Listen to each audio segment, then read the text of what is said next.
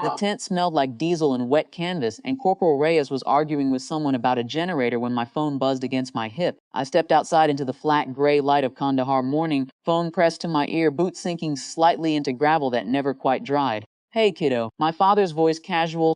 He was calling about the weather, so I did something. Use your college fund to pay off the loans. You didn't need it anyway. You're already enlisted. I didn't say anything for a moment. Behind me, someone laughed at a joke I hadn't heard. A truck idled somewhere past the wire. Good luck with that, I said, and hung up. He called back twice. I let it ring out both times, watching the screen light up against my palm like something small and harmless. What he didn't know, what I'd never told him because some information is safer held than spent, was that the fund wasn't his to touch.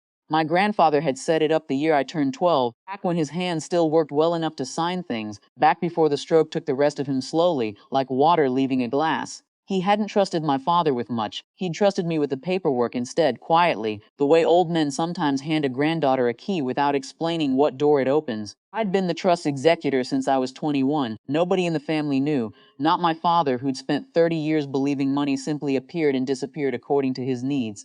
Not my mother, gone 8 years now, who used to slide grocery money out of her own purse and call it found. I'd learned early that love in my family often looked like silent absorption, someone quietly making up the difference so no one else had to feel it. I'd always been that someone. On my dresser at home sat a watch, my grandfather's military issue, the leather band worn soft as cloth. He'd given it to me the week before he died. It had stopped working sometime after, the way old mechanisms do when no one winds them. I hadn't touched it since. I didn't call a lawyer. I didn't scream into a satellite phone at 3 a.m. Iowa time. I made one call to the bank that held the trust, a woman named Marguerite who'd handled my grandfather's accounts for 11 years and knew exactly whose signature carried weight and whose didn't.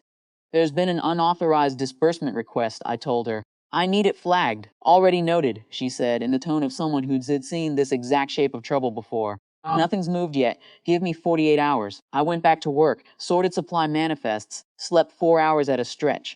Somewhere behind my sternum, something that had been clenched for years loosened slightly, the way a fist does when it finally stops trying to hold water. My father, meanwhile, was already spending money that didn't exist. He told my aunt he was fixing the roof. He told a neighbor he was finally buying that truck he'd wanted since I was in high school. He described these plans over the phone with the specific, unhurried confidence of a man standing on ground he'd never actually tested. I let him talk. I didn't correct him. There's a particular kind of cruelty in silence, and a particular kind of mercy in it too, and I wasn't entirely sure which one I was offering. Maybe both. Maybe neither. Maybe I was just tired of being the one who explained things to people who never asked what it cost me to explain them. The letter arrived on a Tuesday. I know because he mentioned the day later in a voice smaller than I'd heard from him in years. Bank stationery, formal language, the disbursement flagged for irregular authorization, the funds frozen pending review, a request for immediate documentation he did not have and had never had. Called that night. What did you do? He asked. Not angry, something closer to bewildered, a man realizing the floor he'd been standing on was never poured.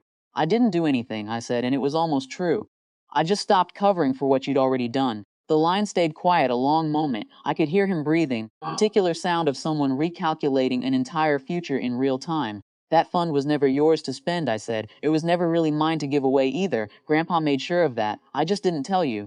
Why not? Because you never asked how it was protected. You only ever asked how much was in it. He didn't have an answer for that. I didn't need one. 3 months later, on leave, I stood in my childhood bedroom, sunlight falling in long yellow bars across the dresser. The watch sat where I'd left it, hands frozen at the exact hour I'd gotten that call. I picked it up, felt the familiar weight of it, burned leather cool against my wrist. I wound it slowly, feeling each click of resistance give way, and held it to my ear until I heard the faint, steady ticking start again. Small, mechanical, alive. In the next room, I could hear my father moving around the kitchen, opening cabinets, closing them again, the sound of a man rebuilding some version of order out of what remained. I didn't go in, not yet. I fastened the watch to my wrist instead, and for the first time in longer than I could measure, I felt no obligation to make anything easier for anyone but myself.